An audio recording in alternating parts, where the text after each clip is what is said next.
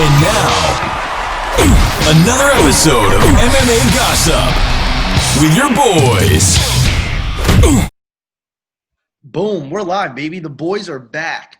MMA Gossip, we think this is episode 46. We're losing track, but somewhere around there. That's a good thing. That's what I'm saying.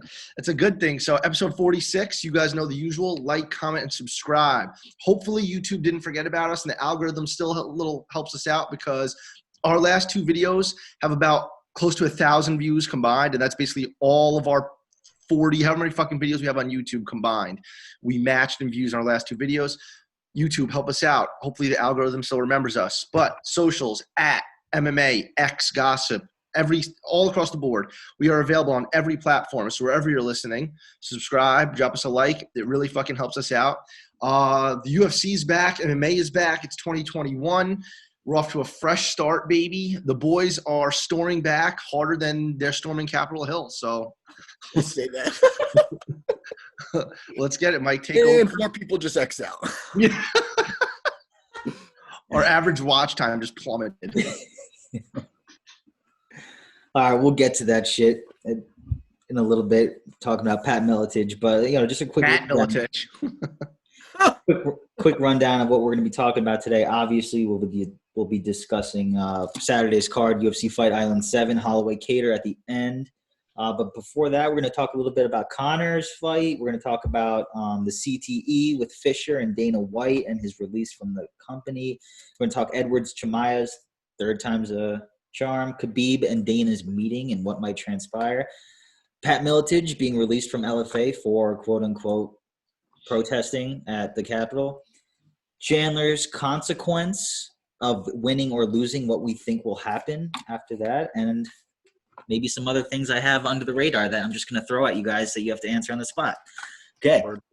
So let's talk really quickly about, what's going on with Conor post this fight. So I think we're all assuming in this podcast, at least, he's going to destroy Dustin. And the WBC president said McGregor is one win from fighting for a boxing title.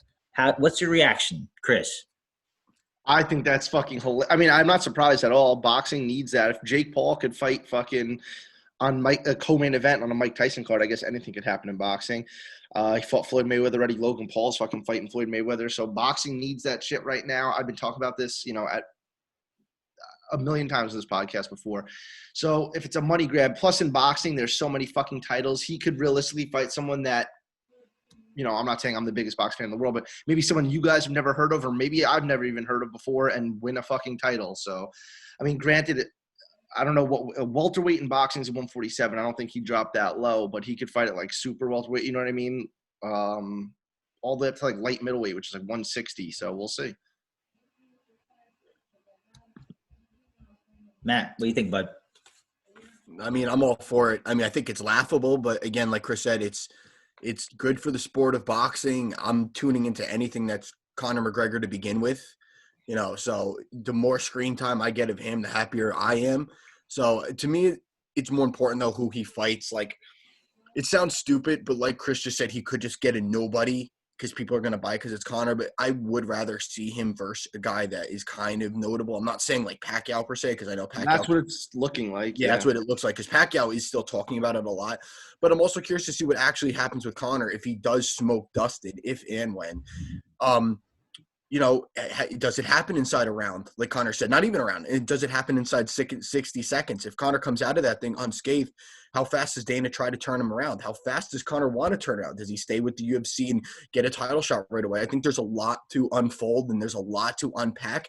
I would almost say that Conor has a better chance of fighting in a boxing ring quicker if he loses to Dustin, because let's be real, if Conor loses to Dustin, whether it's by decision or by devastating fashion, which I don't think anybody wants to see or can possibly see, I think he moves to boxing a lot quicker because he has so much fucking money, dude. He loses to Dustin. He doesn't really have the reason to start climbing back up through the ranks of 155. Like, what's the point? When are you going to fight, like, Dan Hooker? Or are you going to fight Michael Chandler, like the winner of Dan Hooker and Chandler? Like, it's just not the game that Conor plays anymore, dude. He's here to make money. He's fighting Dustin in a rematch fight. It's a comeback fight. But if he loses, I just don't think he's as invested in the UFC. So I think that would springboard him into boxing a lot quicker. If he beats Dustin quick, I think his next fight stays in the UFC before he goes to box. Yeah, I agree with that perspective. Under/over is set at 2.5 right now, so it's looking like I think the under 2.5 is favored. So everyone and McGregor to win by knockout is -180. So I think we all know where this is heading. Like, that was a very interesting video you sent this morning, because you saw it against Michael Johnson. Dustin, when he gets clipped, it's in those wild exchanges. Guys sneak punches in there on him, man. It happens to him a lot. I think Conor's going to sting him. I really do. Yeah. And, when he comes blitzing in like that, when he smells blood, he's just as good as anybody at I don't think he ever finishing the fight. I don't even think he ever smells blood against Conor. I don't think it ever even gets there. No, I don't either. Matt, you're the biggest Poirier fan ever. Who are you rooting for? Dude, I honestly, it pains me to say this, but as bad as I want Conor to win, if Dustin won, I would be upset, but it wouldn't be a Conor just lost to Nate Diaz or Conor just lost to Khabib upset. I'd be like, yo, this fucking sucks, but good for Dustin. Yeah. All right, Chris, I want you to kind of lay the land of this because I think you know a little bit more about it than I do.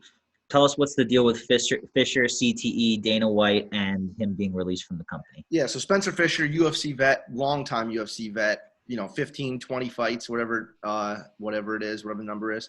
Basically, went to the doctor. They're like, look, stop fighting. There's something going on with your brain, CTE, whatever it might be. And he got one of those, I don't want to say desk job, one of those representative jobs, like a Chuck Liddell, Matt Hughes, Forrest Griffin type job with the UFC.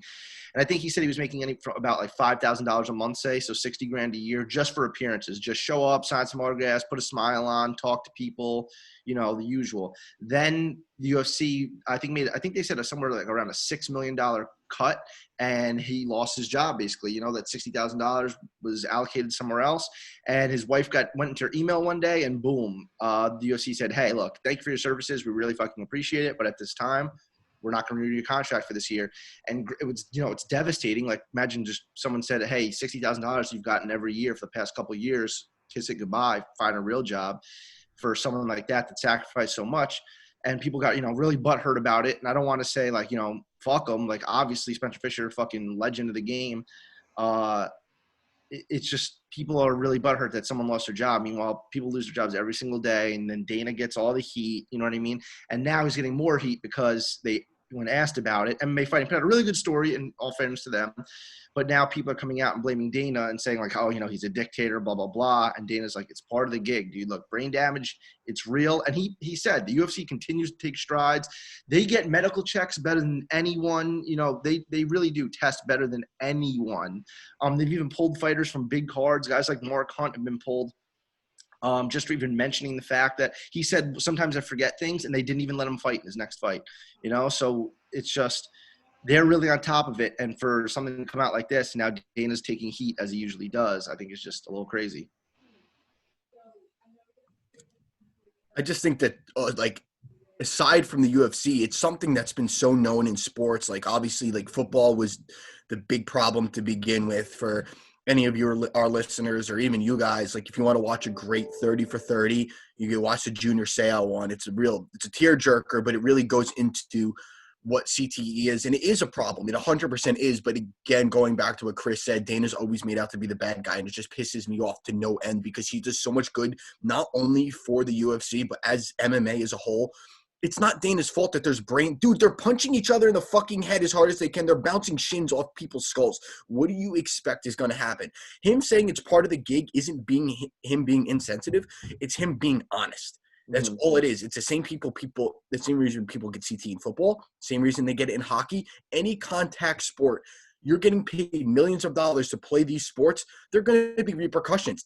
It's up to you if that's the path you want to take in your career. Nobody's holding a gun to anybody's head saying, do this and get paid millions, but you might go fucking crazy at one point and lose it. Like, Dana's not a scientist. That's how a scientist would freeze it. Yeah, right. At bloody elbow. Stop blaming Dana White for everything. Did Dana White go up to him and start beating him in the head with a bat and just say, well, it's part of the gig? Like, no, dude. Fucking guy's over 20 fights. What do you think's going to happen? No, it's just crazy. And the UFC has really invested a lot of money into science and, figuring out. No, because this brain injury stuff is still relatively new. And the UFC is really investing a lot of money into this. And I know that they've even explored going with those Johns Hopkins guys, with the whole psychedelics thing. That's like what Rashad Evans was talking about on Rogan's podcast a few months back. Like the whole mushrooms and all that stuff. They say it actually could be good for the brain when guys have brain damage. So they're looking into that. And honestly, I know they're spending more than $60,000 a year in research and stuff like that. So it's, obviously it's at the cost of Spencer Fisher, and I feel horrible for him, but it is going a long way, Absolutely. Off topic, Matt, I have a question for you because I know you were watching that Alabama. I think it was first quarter that targeting hit. Yeah. It was a touchdown saving hit, but they called it targeting and they ejected him from the game. What'd you think of that call? On Battle, the safety? Yeah. I mean, I thought that was targeting. You fucking decked him. I know, but it was a touchdown saving play, and it happened so fast in real time. People are saying, "Oh, but he should have targeted the ball." Who's to say he wasn't targeting the ball? Who's to say shit happened? I'm going strictly off the rules. The rules say that's targeting. If you ask me, somebody that misses actual football more than anything, that's a fucking great football play. But the rules say it's targeting. By definition, it's targeting. I think it's a good play on the ball. Right. Okay, that's what I wanted to hear. All right, Next topic. Edwards Chimaev gets finally rebooked for a third time. Both guys had COVID at some point. Both guys claimed to actually have some serious side effects from COVID, not just the normal COVID, you fighting again in 2 weeks when you're clear at COVID. What do you guys think about this matchup after both guys have had COVID? Third time's a charm. Who's going to win, etc.? I still sticking with Edwards, which is weird for me because I usually hop aboard the hype train faster than anybody. I think Chimaev's sick, dude. Don't get me wrong. I'm not downplaying what I think he's going to be, but let's just be realistic here. There's a big difference between Leon Edwards and anybody Chimaev's fault, from Mearshart to McKee to Phillips. Like, those guys all fucking suck. I'm sorry, but it's true. They suck, especially McKee and Phillips. Bryce McKee's last fight was one of the worst things I've ever fucking seen. But, dude, I think you bet on him? I did. I think it's a crazy, crazy push, and I think the line is even crazier. So, hey, I might be wrong. I don't like Leon Edwards, but if Leon Edwards is anything, he's great at nothing but good at everything. He's a big, big dude. So it's a really interesting fight to me. I'm sticking with the guy that's been in there with the better competition, and I'm taking Edwards to grind out a win via decision. Yeah, I agree with everything you said. The only thing I'm going to add is two things. One, it's literally Tony and Khabib 2.0, like, to an extent. And, with the hype, obviously there's more hype around Tony and Khabib. But anyway, I think it's kind of crazy that it sucks. It's unfortunate that Chimaev had so much hype going into this fight. And, like, the whole thing was, fought, 2 week succession, then KOs Mearshart brutally, and then was supposed to roll right into the Edwards fight, and it was going to kick off, you know what I mean? And now it's kind of like, okay, now that fight is 2 more months away, and I think that it definitely lost some of its luster. Like, it was supposed to be Chimaev. The Chimaev train just keeps fucking rolling, and it definitely lost some of its mustard, especially if Chimaev loses. Then, like, I feel like his hype is, like, fucking gone, because I don't really it got booked today and no one on Twitter really talked about it. Yeah, it's crazy. People just get so desensitized so quickly. Yeah. And it's not anyone's fault. I mean, when you have so much coming at you all the time and then something old comes up again, it's kind of like, okay, yeah, well, it was supposed to happen already, so I'm not going to get excited again.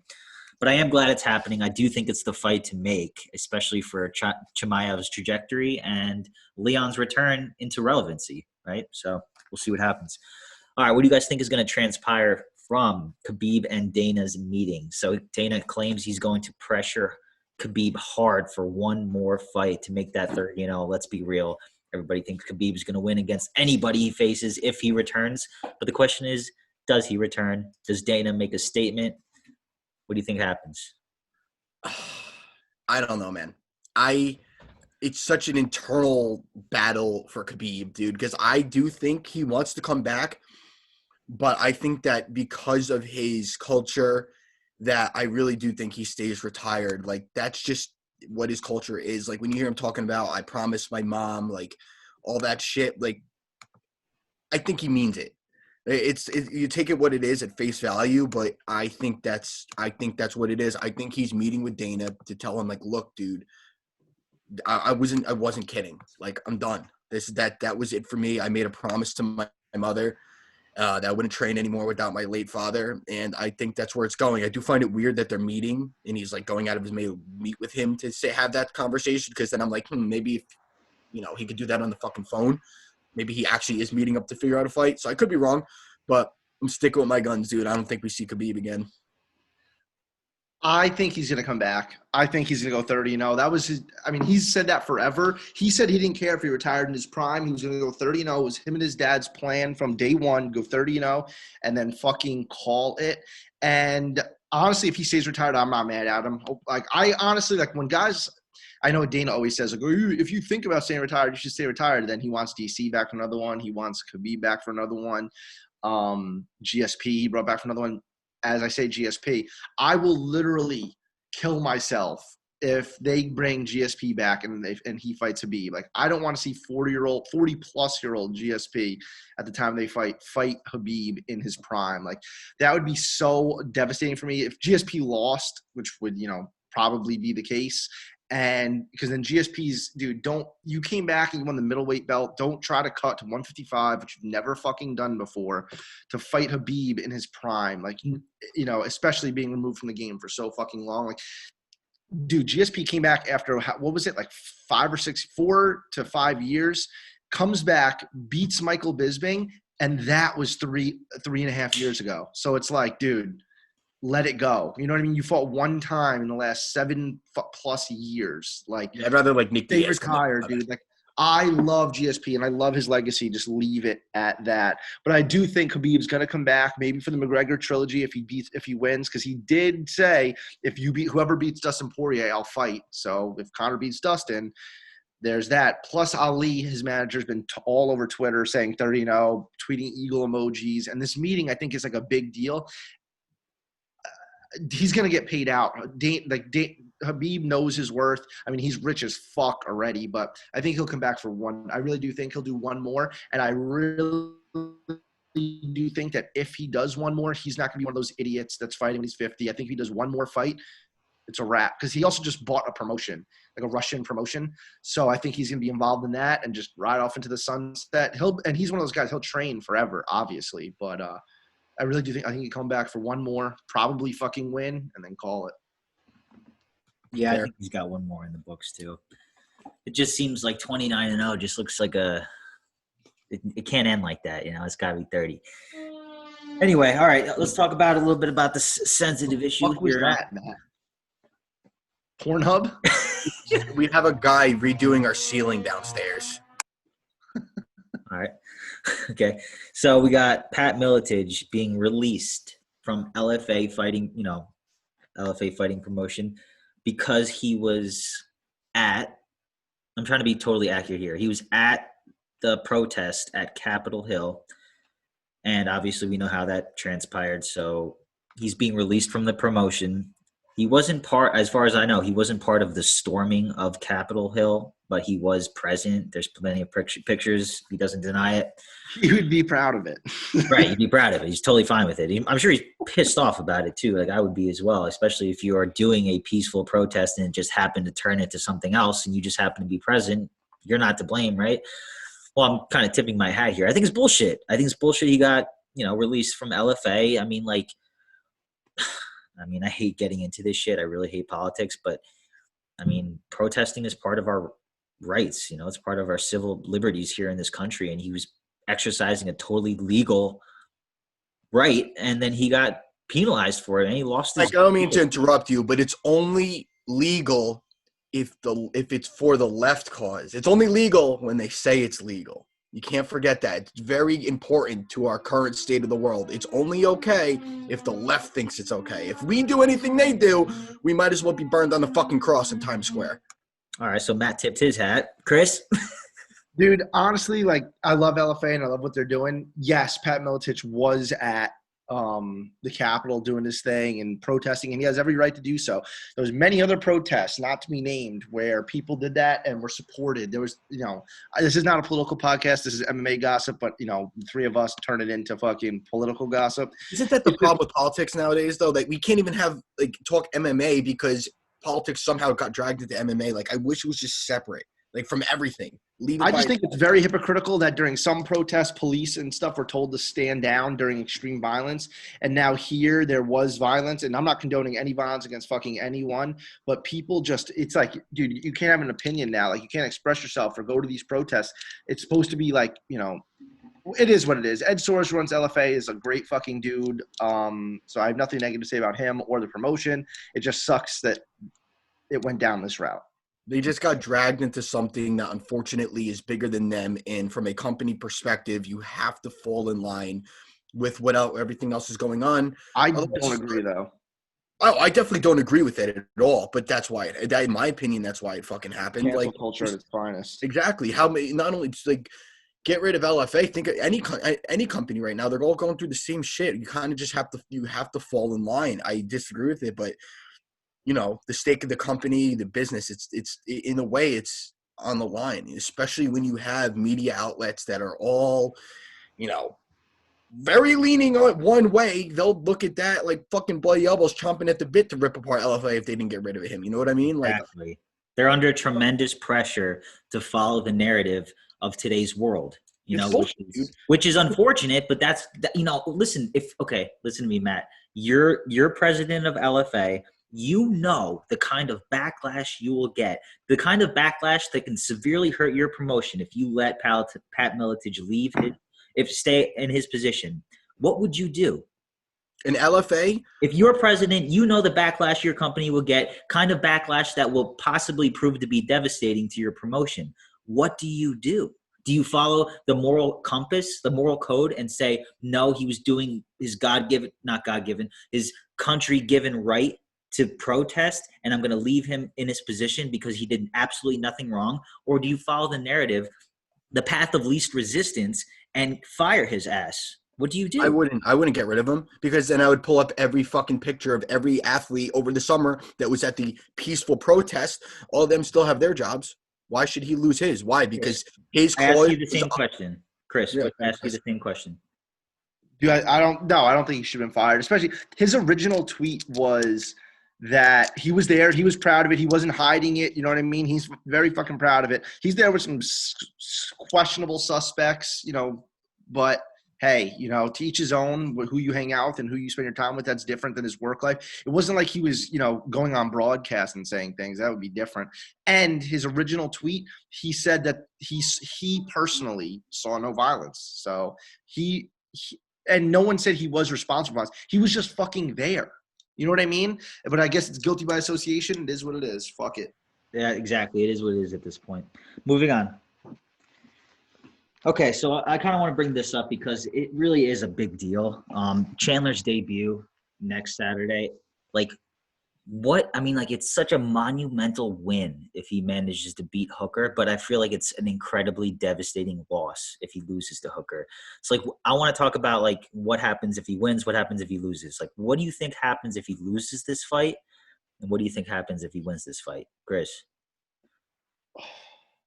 It's big. It's a big deal. It is a big deal. And Chrissy Bellator is on the case, dude. If he wins, so it's looking like Gaethje and Oliveira, right? Well, it's also very dude, I could talk about this for 2 years. It matters very much so what Khabib's decision is.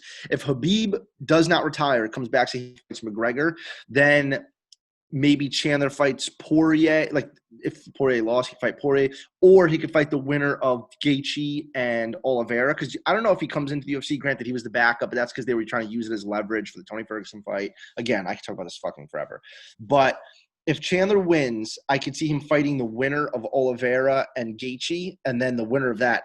If the winner of that fight doesn't fight for a title shot, there's something wrong on this planet. Then the earth is fucking flat. You know what I mean? So I could see them going that route. If Chandler loses, I don't think he loses much. He doesn't lose much stock in my eyes. Like Hooker is right up there. You know, he just went 5-round war, fight of the year, in my opinion, with Poirier. So if he loses, I would still give him another borderline. I would give him someone in the top 10 again. Just throw him right back in the fire and see where he ends up and see if he lands. You know what I mean? Shoot for the moon. If you miss, to be among the stars, baby. So that's the way I'm looking at it. How about you, Matt? Mike, you go ahead. Fucking Bob the Builder's still hacking at the ceiling down there. So I haven't given as much thought as you, Chris. But I just feel like, how old is Chandler? 34? 34, yeah. I just feel like I wish he came 3 years earlier. You know what I'm saying? That's what I said on the very first podcast we did. I'll keep going, then I'll say what yeah. I just feel like, you know, I feel like the way he loses to Hooker, if he loses, which I'm rooting my ass off for Chandler, and I actually think he stands a great chance to win. But if he loses to Hooker, I do think that it will be by knockout. Hooker's got that kind of power and his knees up the middle and the shorter guy like that. I do think that if he wins, it's by knockout. And to see Chandler get knocked out in the UFC would just be so devastating. At 34 years old, you know. The odds are close, too. I know. What are the odds? Plus 115 for Chandler, I think. Minus 135 for Hooker. Yeah. So I agree with Chris, though. I don't think he loses any. Dude, it's his first fight in the UFC, man. It's different game, different fighters. Like, if there's a quick adjustment period for him at all, like, I don't blame him at all if he loses his first fight. Just get back in there. Yeah, I hear that. I think that UFC and Dana White are like trying to get Chandler a winnable fight. So I think it's Chandler's fight to lose, you know what I'm saying? So I'm rooting my ass off for him. I really hope he beats Hooker. I have no reason to dislike Hooker. I just kind of do. Yeah, you don't like Hooker. I don't know why. I love the whole 155 division, dude. I'm a hater. I'll admit it. I'm not going to be like hide around the bush and be like, I don't like him for this, and that. No, like I'm just a hater for absolutely no reason. I think that what I said on the very first podcast not our very first podcast, the first one that we did after Chandler's signing was I don't want him to get the Ben Askren treatment. Like Chandler is a fucking OG, most knockouts in Bellator. I think he's tied for most knockouts, most wins. Him, Patricio Pitbull, and yeah, I guess just them. They're like 1A and 1B all time, Bellator's fucking greatest fighters. So, you know, he's going down in the history books for sure. And I just don't want to see him come into the UFC at 34, going to be 35 in the spring, and, you know, lose to Hooker and say he fights one more time and loses and then just calls it. Coming to the UFC, 2 losses, and people write him off completely. That would be so fucking devastating. So I'm rooting for him, honestly, just for legacy purposes. And you know what's is crazy is the narrative on his career could be so different. Say he comes in here and he loses to Hooker, right, in like a bad way, whatever. And he was this close to fighting fucking Tony Ferguson. And you know me, I'm the biggest Tony Ferguson stan there is. Tony does not look like himself. So he came in and like took out a win over Tony Ferguson. The trajectory of his career could have been so fucking different. You know what I mean? It's wild. Like Charles Oliveira would have never got that shine. It would be Hooker, and they'd probably be looking at making Hooker versus Gaethje right now. Yeah, crazy. Alternate dimension. Maybe that's what's going on. Literally. Okay, one last topic here before we hit UFC Fight Island 7. Tony's last-ditch effort. You know, like what's going on with him? He's like talking a lot of shit. I did not know you were about to say that. I know. This is my surprise one I want to talk to you guys about. What's going on with him just like literally hating on Khabib, hating on people, and like, do you think that he's lost a step in his fighting career, number one? Number two, do you think he's a little bit delusional? You know, and number three, do you think he's still elite enough to be at the top? You know what? I hate to say it. I do think he's taken what's it called? What the fuck? Sorry, work keeps calling me. I'm ignoring it. I'm not doing this today. I do think he's taking a step back. And the only reason I say that is because realistically, what has he given me? What has he offered to make me think otherwise in recent fights, man? Like, I would love to say, nah, man, he's good. I would love to see him fight Khabib, but you know, recency bias, he got dominated by Oliveira. Not like beat up dominated, but like he didn't do shit that whole fight. You know, we all know what happened with Gaethje. I would need to see him have a winnable fight before I thought anything else. But unfortunately, 155 is such a shark tank. Who do you give him right now? And, you know, I do think he's delusional. I mean, I think we all know that. He's had his problems. Like, he's a little bit of a nutcase, dude. The guy carries around like a baseball with him like it's his firstborn son, for fuck's sake. Like, He's a little crazy. But, I do love Tony. He's an OG. I don't think he gets nearly as much credit as he should for the win streak that he went on. I do wish he got his due and had that Khabib fight when everybody wanted it. But right now, like, you look at 155, I just don't see a fight and pull off the UFC rankings that I would give him that I would feel very comfortable with him taking. Like, there's winnable fights, but I don't look at any of them and say that's a mortal lock for Tony to get back on track. Matt, tell me if I'm wrong here. You quote-unquote said Oliveira's 100% winning. Tony Ferguson could shove that baseball up his ass. Yeah, I did say that. You were right, though. You were not fucking wrong. Dude, the 155, dude. Like, Drew Dolber's the 15th ranked fighter. Like, this division's fucked up. It's really hard to pick a winning fight for him in there that also is like he wants to do it. Like, could he beat Diego Ferreira? Probably. Does he want to fight him? What? Definitely. Yeah. Does he want to fight him? No. He probably wants a bigger name. Right. Yeah, of course. Chris? He is about to be 37 years old, Time's undefeated.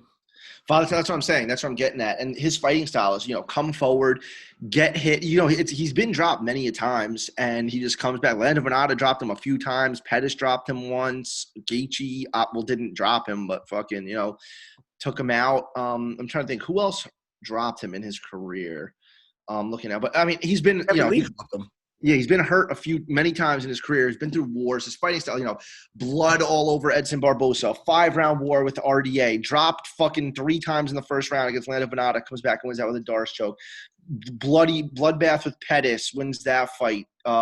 He was losing basically like the first round of Cowboy. Hurt him bad in the second round. Took him out. The Gaethje fight, another fucking war. It's just war after war after war, and that adds up, especially when you're 37 years old and your fighting style is, basically an Iron Man. Like, bring them into deep water and then win the fight there. Like, that can only go on so fucking far, and I guess that's becoming evident. And coming from me, like, I'm holding on. Like, I'm not giving up on Tony. I need to see him lose one more time, and I know this sounds horribly, but if he loses his next fight, how he's lost his last 2, then I'll be like, okay, maybe the wheels are falling off this wagon. But right now I'm still riding with him. And, I'm not saying go fight Khabib in your next fight. I feel like now we know how that fight would have went all along. But there is definitely winnable fights for him, obviously in the top 15. So, him in a Felder fight would be awesome. Diego Ferreira, like you said, I still think he would beat Ali Quinta. Kevin Lee here did beat Dariush is a winnable fight, but that fight would be fucking awesome, I think. Gregor Gillespie is still ranked 14th, which is a little fucking crazy because I don't even think he fought this year. But I want to see Dober get back in there so bad. He is soon. Yeah. All right, boys. You guys ready to break down UFC Fight Island 7? 1 month without UFC. Thank God we are back. What the fuck, man? Thank God, dude. Also, before we get into it, Bellator, dude, is you're saying 1 month out the UFC. Just MMA in general is like, slacking. Like, MMA world never dies. Oh, also Gane and Rosenstruck just got booked. But Bellator has no events planned yet. Their website, I looked a couple of days ago, says TBD versus TBD, no dates, and it says their dates will be released soon, and they have nothing on the calendar as of right now. So even if they did set up an event, it's got to be like a few weeks before. They can't just throw it together and be like, XYZ is fighting, we're fighting here. I'm sure it's going to be at Mohegan Sun in Connecticut, but it's already, January's halfway done. They have nothing on the book. So I don't even think we'll see a Bellator fight until, sometime in February. Yeah, they are slacking a little bit, man. It's brutal because they were on fire towards the end of last quarter of last year. That's what I'm saying, dude. Just want to close long. I feel them. Yo, it comes in waves, bro. In a couple months, Bellator will be more interesting to watch than UFC. For business is booming, baby. So it comes in waves. As long as there's consistent mixed martial arts being injected into my blood, I'm cool with it, regardless of the organization. So let me just share this content real quick so we can take a look at the card together. Ooh, I love how you do this, Mike. Mikey technology. I love it. All right, so here we go. I mean, this is the whole card. Anything that piques your interest, probably not until the top 4. I had to guess, right? Yep, top 4. All right, so let's just talk about this real quick. Joaquin Buckley making his Todorovic and Soriano is going to be a banger. I mean, I'm pumped for this fight. My biggest bet of Saturday is Dusko Todorovic. I got 3. What are the odds on that fight? So he was minus 155 when I put the bet in. But now he's minus 177. Yeah, there's big hype around him. Yeah, deservedly so, man. The way that he won his first 2 bouts. Yeah. Plus the Contender Series, or was it that including the Contender Series? Either way, he's been very impressive in literally all facets of the game: striking, cardio, ground game, everything. And Soriano's got 1 fight in the Contender Series, 1 fight in UFC, and it was against, if I'm not mistaken, Oscar Pachota, who is god awful. He hasn't shown me anything. He gasses out. I'm picking Dusko here. I got him parlay with McGregor. Let's go, Dusko, baby. Anything on this, guys? I'm just going to hammer Dusko. Let's go, baby. All right, this one, Buckley's making his 4th appearance in the UFC, 4th in like a matter of like 5 months. So he's in there a lot with his big ass chest. Going up against Alessio Di Chirico, it just seems like Dana White and, Sean Shelby just was like, here's another highlight reel. Knock this dude out. He's on his way out anyway. Any discrepancies here? I think Di Chirico's shot at this point. Done fading Buckley, not betting on a guy that just fucking lost to Zach Cummings. Buckley's going to knock his ass out. Well, the way Dietricho lost to Cummings was, he was losing, or there was 1-1 going into the 3rd, and he got smoked. Was that right? He got with the head kick right at the buzzer, basically. Right at the buzzer. He lost the fight. So, in his defense, I don't think he's ever been knocked out. I could be wrong. I don't think he's ever been knocked out. That was as close to a knockout as you can fucking get, but Buckley hits apparently different. And I think the UFC is throwing him up a nice little fat, milky meatball for him to fucking knock out.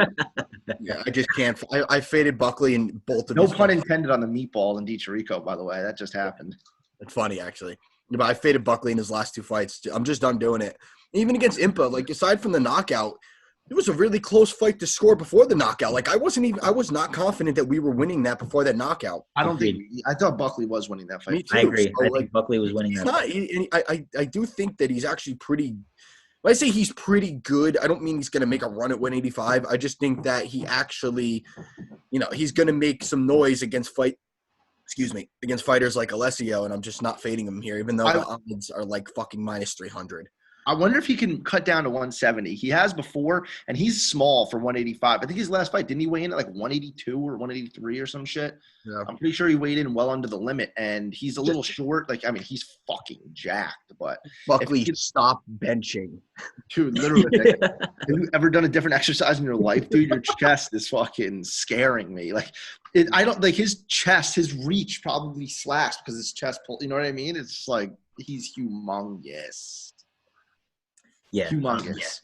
It's pretty much a done deal. He's going to win minus pretty close to 3-1 at this point. So pretty much parlay piece. I think he wins easily. All right, we got the return of Santiago Ponzinibbio. Hasn't fought since 2018. Literally 2 years. What the fuck? Over 2.5 years, roughly. This is pretty crazy because look at the streak he was on. I mean, he beat 1, 2, 3, 4, 5, 6, 7 fights in a row, Yep. And he's only 2 losses, like, really, if you want to go back to 2013, like, losing to Lorenz Larkin isn't the worst thing in the fucking Lorenz Larkin's a beast. He's a beast. Yeah, no doubt. And he's beat some solid guys. He beat Taleb in 2017. He's beat Gunner. His last fight was when he embarrassed Magny. Yeah. Fucked up Magny. It was, if it went to decision, it would have been a 30-26 across the board. He absolutely mauled Magny before that. But let me just set this up for you guys. No, it was a 5-round fight. That would have been fucking 50 to like 40. Yeah, you're right. 5 rounds. But listen, Ponzinibbio was suffering from a serious medical conditions that were preventing him from coming back in the octagon. He lost all his muscle mass. And then when he was he was halfway recovered. I think they gave him look over here, 2019, they wanted to set him up with Robbie Lawler. But the problem was he was like, oh, I lost so much muscle mass. I'll take a fight at 155. And the thing is, he's a huge 170 pounder. So he was seriously hurt over the course of his what happened to him? I'm not exactly sure what happened to him, but it was a serious medical condition that the doctors told him he might not come back from.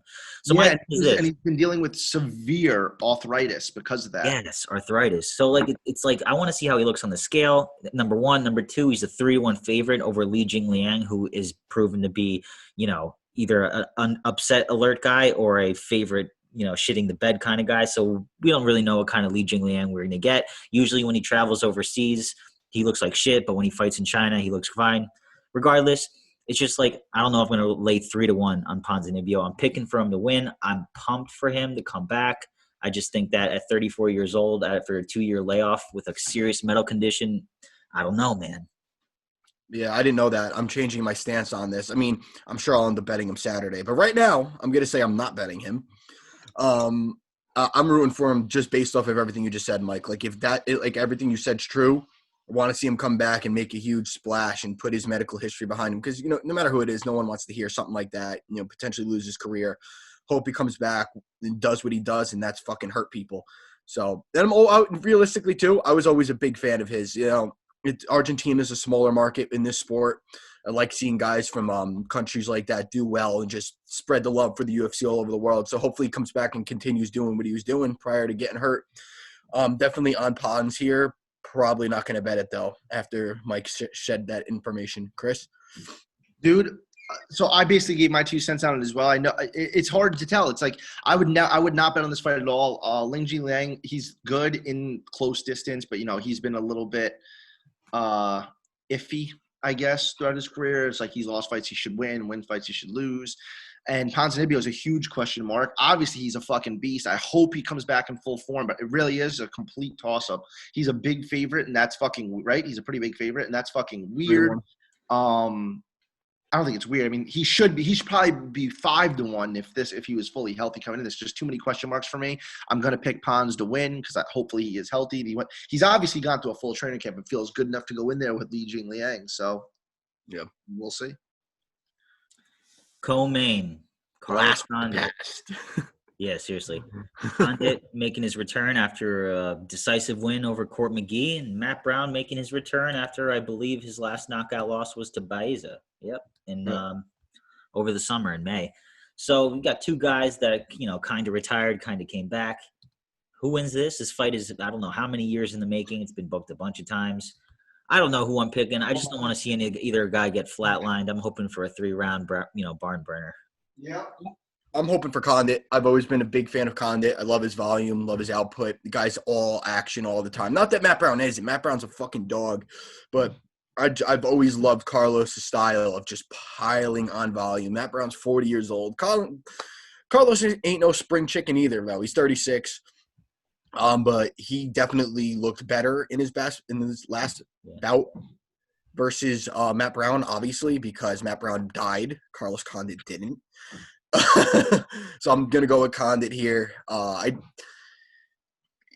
I just said, his game's based strictly off of volume, so I don't think he would knock. He's definitely not like flash knocking out Matt Brown. If anything, he would be like a volume thing where Brown fucking cradles up and they call the fight. But I definitely think Carlos wins this fight. I think the line is justified where it is. Maybe you see a little late run at a Condit. Who knows? Just make some noise at 36 years old. I've always been a big fan and pumped for this fight. Ready? Here's the winner. Condit. You get up to get a coin. Yeah. Twitter. That's fine. No, but Condit. I do think Condit's going to win. I really do think that Condit's going to take this one. It's a fucking toss-up, both these guys. And there's so much randomness in this fight. So many things. Two fucking veterans, literally. I know Matt Brown, again, is hinting with retirement. Even I think he retired twice already. But in his interviews throughout the week, he said he thinks this is his last one. And Carlos definitely is Condit is retired as well and is definitely not far away from doing so again. It's MMA. Anything could happen. But Condit's the favorite here. And even though this is a coin flip, Condit did look a little bit fresher. He took some time away, so maybe that was good for him. And I think Condit could pull out the win here.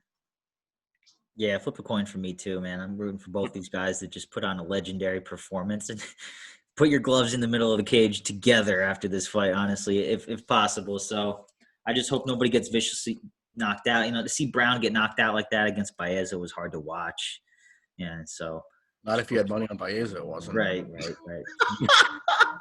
Matt's a fan of his wallet more so than the sport sometimes. So anyway, main event, Max Holloway versus Calvin Kattar. I want to set this one up for you guys.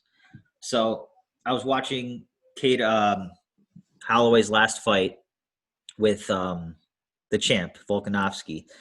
Obviously, the first 2 rounds were relatively close, but until the knockdown, obviously you have to give the rounds to Max 1 and 2. 100%. There's no argument to be made to give it to Volkanovski.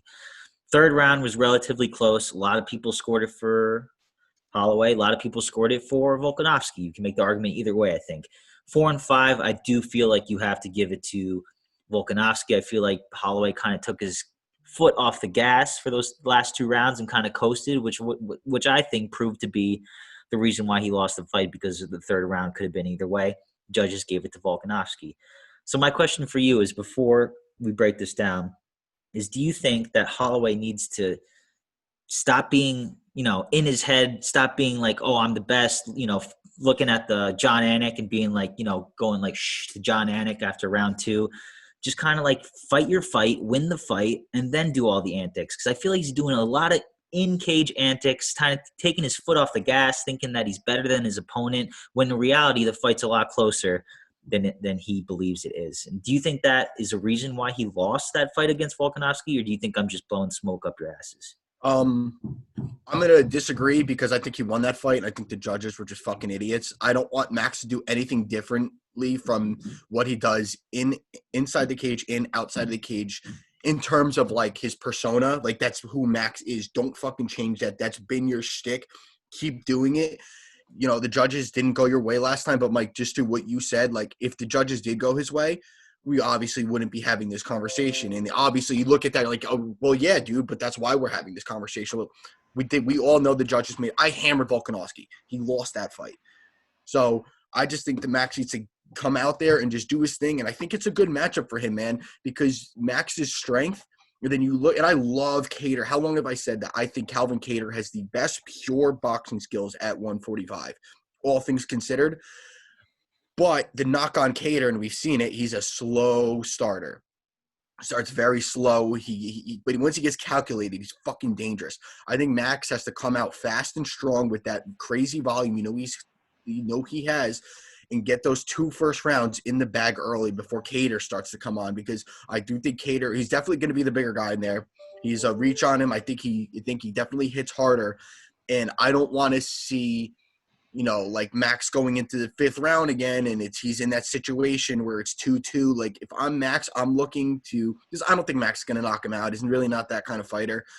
And I think Kattar's too good to get knocked out by Max.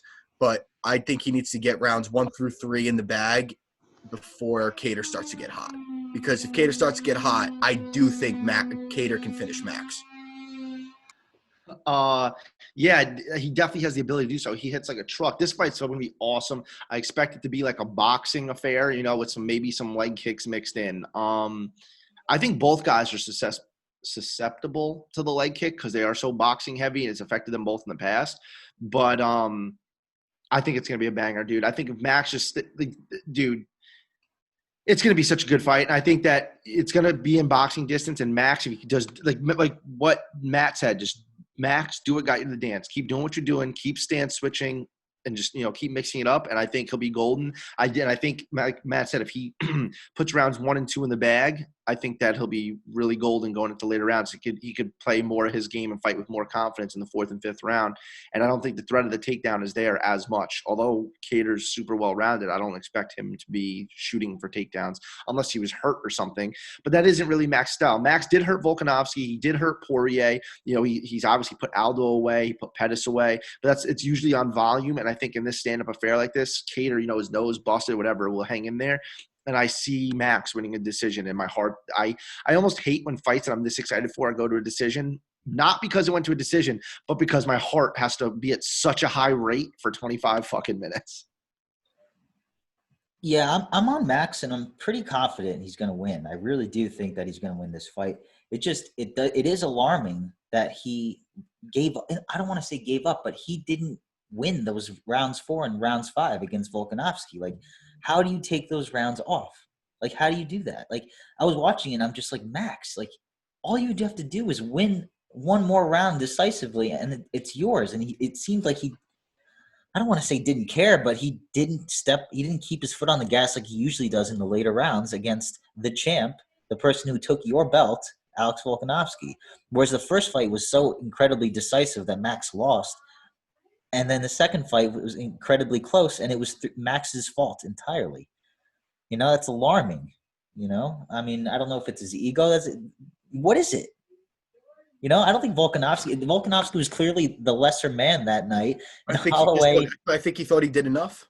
But why do you think that? You're in a fucking championship. I know, you're right. I'm not disagreeing with you. I'm just trying to get into his mind, and that's what he thought, and I think he corrects it. I fucking hope so, man. I want him to go out there and go 5 rounds like he did with, Frankie Edgar, like he did with, Aldo before he put him away, like he did with every other opponent. You know what I'm saying? Ortega, like he never took his foot off the gas. But I think he was just like, I'm better than Volkanovski. That first fight was a fluke, bullshit. I'm winning this fight. And then the judges came into the decision. And, I mean, you can make the argument they fucked him, which we all agree that we thought in that fight.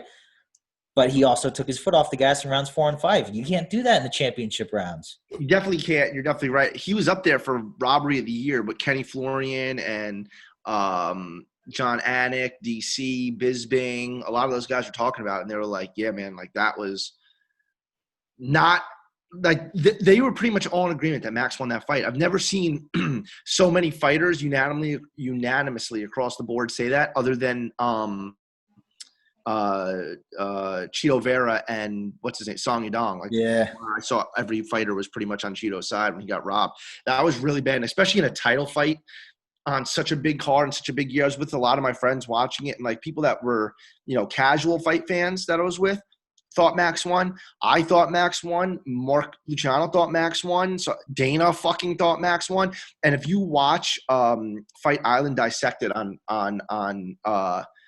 UFC Fight Pass, which is an awesome documentary. I think it's 4 parts. I watched it. They're an hour each. It's like basically like the anatomy of how Fight Island came to be.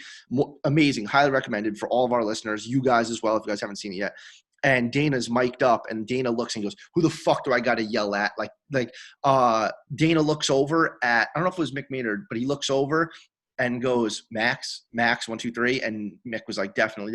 So they're looking and they're texting and they're doing their things. They're working on the audio. And when they announced the judges, Dana looked at fucking Mick Maynard like, what? And he goes, who the fuck do I got to go yell at? That's what Dana said. And you know what I mean? Like, he was fucking pissed. And for him to say that, like, he usually backs his champions. Not that he's not that I'm not stoked for Volkanovski or Ortega, but Max won that fight. Moral of the story. Right. I'm telling you now, we won't get into it because I have a fucking faggot meeting. Sorry, damn it. I have a meeting in 8 minutes, but I'm going to take Ortega over Volkanovski. All right. I'm going to take Volkanovski. Too. All right, boys. Is anything else to be concluded? I think we all need to go back to work. Dude, sponsors, if you're listening, So Right, PSORITE, sponsor me. My back is fucking broken from sitting with such bad posture. Sponsor the podcast. I feel like that Manscaped is also maybe they sponsor a lot of people too. Throw it our way, man. My balls. Seriously, Manscaped. I'm all about. I got one for my ass. I got one for my face. Like, dude, Manscaped, I looked into it for us, and I got us approved for Manscaped. Like, we could do it. But what you have to do is every post, you have to post, they have to approve it. It's way more than you think. And we need a certain level of, just because they'll sponsor us, all they do is first, we need to buy something. We can talk about this off the podcast. More of the story, fuck Manscaped. All right, word. I trust you, Chris. So fuck. Yeah, tell me off the podcast. I'm curious because I use that thing every day. Word. Yeah. All right, boys. Word. Oh, yeah, 2021 new picks drop Saturday. Actually, guys, we might have to do it Friday night because the fights start at noon Saturday. So get your picks into me before Friday. We'll make a post Friday or earliest. What time noon Saturday? The champ it makes his return this year, baby. Underdog champ going 500 again. Let's go. I'm not losing a pick this year. Undefeated 2021. Peace. All right, peace, everybody. See you next week. So, Chris,